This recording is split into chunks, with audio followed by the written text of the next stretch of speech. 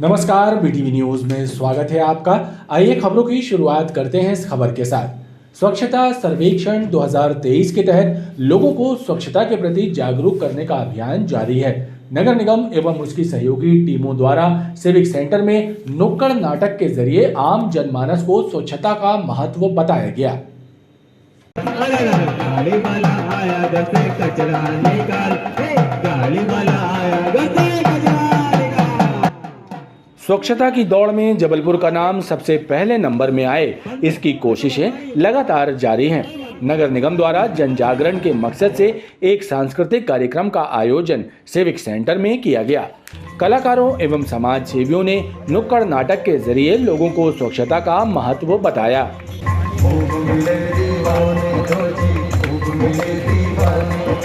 इस मिट्टी के साथ जुड़े हैं फर्ज मोहब्बत, रोटी रोजी फर्ज मोहब्बत। अरे हम गाड़ी में जय पैदल ना जय, हम गाड़ी में जय पैदल ना जय। आज एक रंग के द्वारा और नाटक के द्वारा यहाँ पर एक बहुत शानदार प्रदर्शन हमारे साथियों ने किया। यह बताया कि कैसे जबलपुर शहर पहले से अब बहुत बेहतर है स्वच्छता में, और आगे इसको और बेहतर हम कैसे बना सकते हैं। मैं यही अपील करता हूँ संस्कारधारी वासियों से कि हमें स्वस्थ रहने के लिए शहर को स्वच्छ रखना है, वैसा ही जैसा हम अपने घर को रखते हैं। ना ही किसी को कचरा फेंकने दें और ना ही कचरा फेंकें, पन्नी का बहिष्कार करें। कार्यक्रम में स्वच्छता ब्रांड एम्बेसडर भी शामिल रहे। थैलेसीमिया व सिकल सेल पर एक कार्यशाला का आयोजन मानस भवन में किया गया, जिसमें विशेषज्ञ चिकित्सकों ने पीड़ितों एवं उनके परिवार को आवश्यक उपचार संबंधी महत्वपूर्ण जानकारियां प्रदान की। बीमारी की रोकथाम के लिए भी उपाय बताए। थैलेसीमिया और सिकल सेल पीड़ितों को उपचार के तरीके एवं बीमारी की रोकथाम के लिए आम जनमानस को उपाय बताने के लिए एक कार्यशाला का आयोजन मानस भवन में किया गया। थैलेसीमिया जनजागरण समिति द्वारा आयोजित इस वर्कशॉप में कई विशेषज्ञ चिकित्सक शामिल रहे। आयोजकों ने बताया कि जबलपुर संभाग में सिकल सेल से पीड़ित बच्चों की संख्या 500 से ज्यादा है। ऐसे बच्चों को बार बार ब्लड की जरूरत पड़ती है, लिहाजा लोगों को रक्तदान के लिए प्रेरित करना भी बेहद जरूरी है। हम लोग का मिशन है थैलेसीमिया सिकल सेल मुक्त समाज हमारा, और जो थैलेसीमिया के ऑलरेडी समाज में बच्चे आ चुके हैं उनको प्रॉपर इलाज मिले, उनको आगे की उनकी ज़िंदगी कैसे उनको बसर करनी है उनके बारे में उनको जानकारी दी जा रही है। हमारे बीच में बाहर से डॉक्टर्स आए हुए हैं। डॉक्टर्स हमारे पास वेदांता से आए हैं, डॉक्टर्स अपोलो से आए हुए हैं, लीलाबेन से डॉक्टर्स आए हुए हैं। उनके गाइडेंस में इन बच्चों को, उनके परिवार को कैसे आगे बसर करना, बच्चों की ज़िंदगी कैसे देनी है, उसके बारे में विस्तृत रूप से जानकारी दी गई है। और हमारा संकल्प है, अपनी संस्था का संकल्प है कि हमारा देश, हमारा समाज थैलेसीमिया मुक्त, सिकल सेल मुक्त हो। जिसमें थैलेसीमिया से संबंधित हर ऑर्गन में क्या क्या कॉम्प्लिकेशन हो सकते हैं उसके बारे में जानकारी साझा की जा रही है। यहाँ पे जो पेरेंट्स हैं, बच्चे हैं, उन्हें जागरूक किया जा रहा है कि क्या क्या चेकअप कराना ज़रूरी है इस तरह के पेशेंट्स को, और कैसे छोटे छोटे उपाय अपना के जांच करा के या ट्रीटमेंट लेके वो लंबे समय तक स्वस्थ बने रह सकते हैं। तो इस बारे में सभी लोगों को जागरूक किया जा रहा है। आयोजकों का कहना है कि समाज में यदि शादी के पूर्व वर वधू का रक्त परीक्षण कराए जाने की परंपरा प्रारंभ हो जाए तो थैलेसीमिया की बीमारी को जड़ से समाप्त किया जा सकता है। सिविक सेंटर उद्यान के चारों तरफ बने फुटपाथ पर अतिक्रमणकारियों का कब्जा है। पैदल चलने वालों के लिए बनाए गए फुटपाथ पर ठेले टपरे जमे हैं और फुटपाथ पर कब्जे को लेकर भी विवाद हो रहे हैं। सिविक सेंटर में सड़क और फुटपाथ पर कब्जा करके लगाए जाने वाले ठेले यातायात व्यवस्था के लिए चुनौती बने हुए हैं। वहीं सिविक सेंटर उद्यान के चारों तरफ लाखों रुपए खर्च करके बनाए गए पक्के फुटपाथ पर भी ठेले खड़े कर दिए जा रहे हैं, जिसकी वजह से पैदल चलने वालों को परेशानी हो रही है। इस पर भी आलम यह है कि अतिक्रमणकर्ताओं के बीच भी लड़ाई झगड़े हो रहे हैं। कुछ लोगों ने 3 ठेले खड़े कर लिए हैं, कुछ को एक ठेला खड़ा करने का भी स्थान नहीं मिल रहा है। और ठेलों को लेकर इतनी मारामारी चल रही है। आए दिन अंदर से चौपाटी नगर जेडीए वालों ने खाली करवाए हैं, और वहाँ से जब खाली हुआ तो यहाँ पर डेली विवाद हो रहा है। ऐसा ना हो कि किसी कोई दिन ज़्यादा बढ़ जाए। कल भी रात में पुलिस समझा के गई है सबको, हमें को जगह नहीं मिल रही यार, जबकि 30 साल से व्यापार कर रहे हैं यहाँ। किराया दिन 4,000 रुपये ले रहे हैं यहाँ खड़ा होने का। जिनका कब्जा है यहाँ पे, वो एक ठेला लगाता है, वो खत्म हो गए, बोले भैया हमको यहाँ किराया दो, 4,000 रुपये किराया। किसी ने 3 ठेले घुसेड़ दिए हैं, किसी को एक भी ठेले की जगह नहीं मिल रही है। और जैसे जहाँ फुल्की चाट का लगा है उधर ही उसका गुटखे का लगा है। अब लड़की बिटियाँ आती हैं तो धक्का मुक्की, भाई लड़के लोग भी आएंगे सिगरेट लेने, तो धक्का मुक्की होगी तो ये हटा भी थोड़ी सरका भी नहीं रहा है। यदि सिविक सेंटर की चौपाटी को पक्का और व्यवस्थित बना दिया जाए तो ज़्यादा से ज़्यादा लोगों को दुकान लगाने का स्थान मिल सकता है और सिविक सेंटर को अतिक्रमण की समस्या से भी मुक्ति मिल सकती है। अमर शहीद राजा शंकर शाह एवं कुंवर रघुनाथ शाह के बलिदान दिवस की पूर्व संध्या पर भंवरताल स्थित कल्चरल स्ट्रीट में एक व्याख्यान माला का आयोजन हुआ, जिसमें पद्मश्री अर्जुन सिंह धुर्वे एवं मुख्यमंत्री कार्यालय के अतिरिक्त सचिव लक्ष्मण सिंह मरकाम शामिल हुए। सन 1857 की क्रांति के नायक गोंडवाना शासक राजा शंकर शाह एवं कुंवर रघुनाथ शाह के बलिदान को याद करने के लिए रानी दुर्गावती स्मृति सेवा न्यास द्वारा कल्चरल स्ट्रीट में हुतात्मा व्याख्यान माला का आयोजन किया गया, जिसमें पद्मश्री सम्मान से नवाजे गए अर्जुन सिंह धुर्वे और मुख्यमंत्री कार्यालय में अतिरिक्त सचिव के पद पर पदस्थ लक्ष्मण सिंह मरकाम के द्वारा लोगों को संबोधित कर अमर शहीदों के बलिदान की गाथा बताई गई। डोंगर जाबो रे मोर साजक बिरछा डोंगर जाबो रे मोर साजक बिरछा डोंगर जाबो रे बेवर के बागे सूर्य देवता फरकग फूटा रे मोर शारद मैया तोला सुमराओ रे। राजा शंकर शाह व कुंवर रघुनाथ शाह के बलिदान की चिंगारी समूचे महाकौशल में क्रांति की ज्वाला बनकर उठी और हजारों गुमनाम अनाम रणबांकुरे शहीद हुए। आज संभव है किसी न किसी के पूर्वजों ने राजा शंकर शाह व कुंवर रघुनाथ शाह के साथ अपने प्राणों की आहुति दी हो। राजा शंकर शाह और कुंवर रघुनाथ शाह जी के बलिदान दिवस पे माननीय मुख्यमंत्री जी का भी आगमन संभावित है। उसके पूर्व रानी दुर्गावती शोध संस्थान ने कार्यक्रम यहाँ पर आयोजित किया था। उसमें मुख्य वक्ता के रूप में मैं और पद्मश्री अर्जुन सिंह जी यहाँ पर उपस्थित थे। उनके कारण रानी दुर्गावती जी का बलिदान दिवस सारे समाज के सम्मुख रखने का यहाँ पर प्रयास किया गया। इनको याद करने के लिए और इनकी जो योगदान है देश के लिए, समाज के लिए, वो संपूर्ण समाज में जानकारी हो, इस उद्देश्य से आज हुतात्मा प्रणाम व्याख्यान माला ऐसा एक आयोजित किया गया था रानी दुर्गावती स्मृति सेवा न्यास द्वारा। भगवान आदि वराह की जयंती के उपलक्ष्य में आगा चौक स्थित महाराणा प्रताप भवन में जयंती समारोह का आयोजन किया गया, जिसमें बड़ी संख्या में लोग शामिल रहे। जय छात्र धर्म सोशल फाउंडेशन के द्वारा भगवान श्री विष्णु के अवतार आदि वराह की जयंती मनाई गई। इस मौके पर महाराणा प्रताप भवन में एक कार्यक्रम आयोजित हुआ, जिसमें क्षत्रिय सम्राट मिहिर भोज के वंशज अरुणोदय सिंह परिहार भी शामिल हुए और कार्यक्रम में सनातन धर्म की रक्षा एवं हिंदुओं को संगठित करने पर चर्चा हुई। आदि वराह अवतार की जयंती मनाई गई और इस कार्यक्रम में हमने सभी सनातनी हिंदू संगठनों को आमंत्रित किया, क्षत्रिय संगठनों के साथ।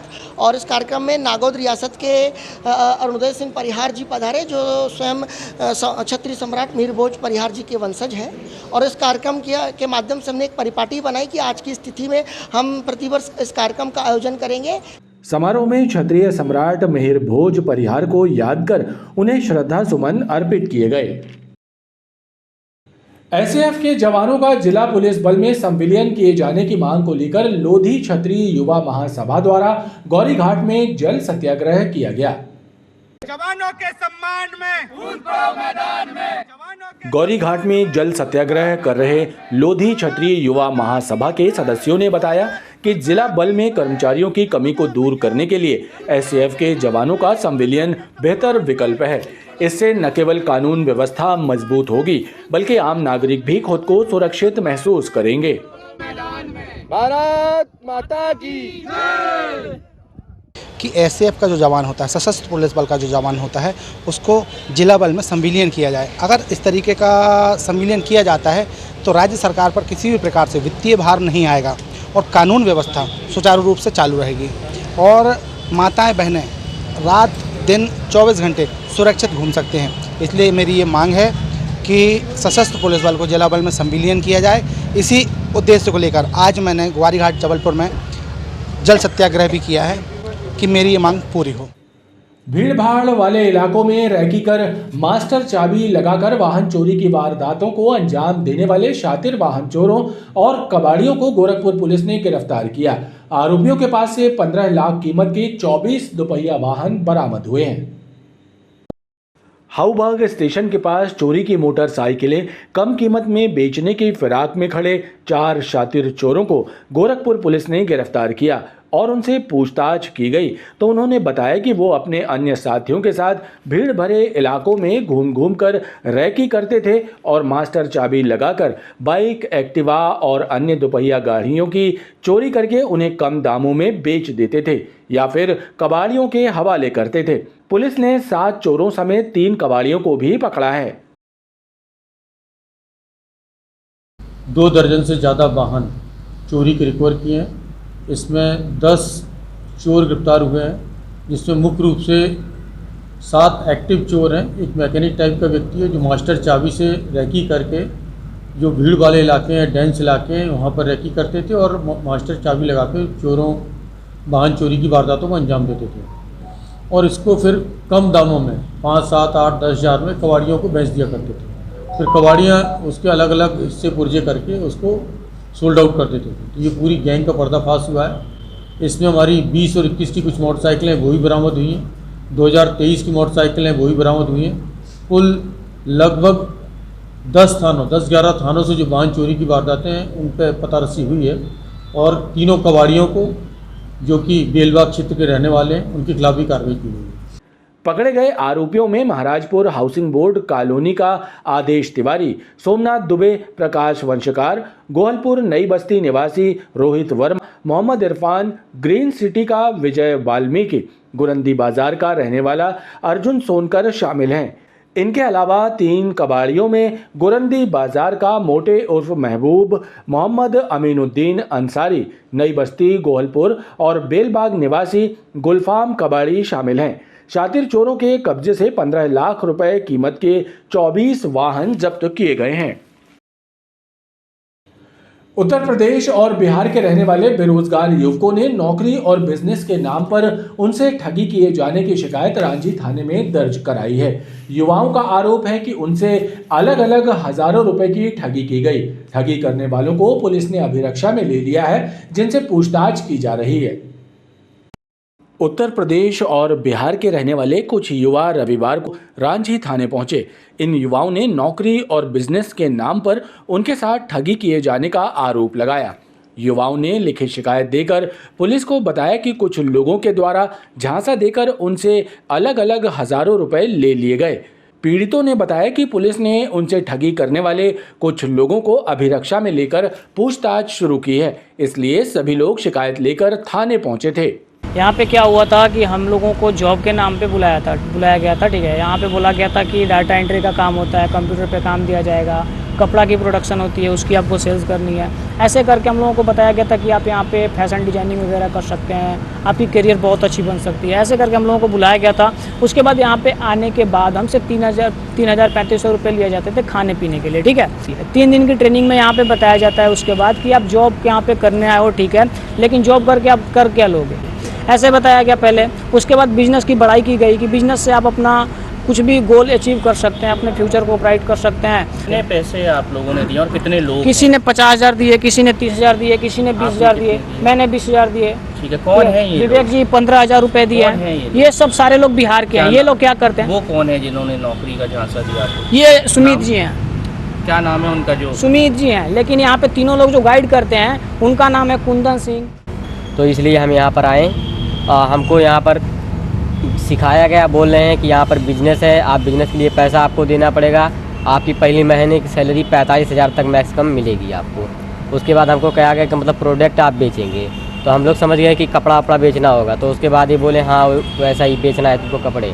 बाद में जब हमको कपड़े दिए तो हम 5 दिन बाद उनसे पूछे जब कि इनको कपड़े को 2 कपड़े दिए थे तो उसको हम बोले कि ये 2 कपड़े कैसे बेचेंगे, और कपड़े चाहिए, तो बोले और कपड़े आ जाएंगे मगर तुमको ये पहनना है, इसको बेचना नहीं, तुमको अभी पता नहीं ये काम क्या होता है। हम बोले कि हमको नहीं पता, हमको यही पता था कि मतलब कपड़े बेचना है। कितना पैसा लिए आपसे? हमसे सर 46,000 रुपये ले लिए हैं और रूम का जो है वो 3,000 रुपये ले लिए हैं।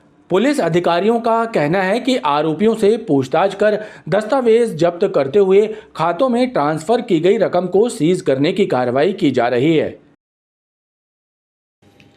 रांची थाना अंतर्गत आमा नाला में हुई हत्या की वारदात को एक 17 वर्षीय किशोर ने अंजाम दिया था।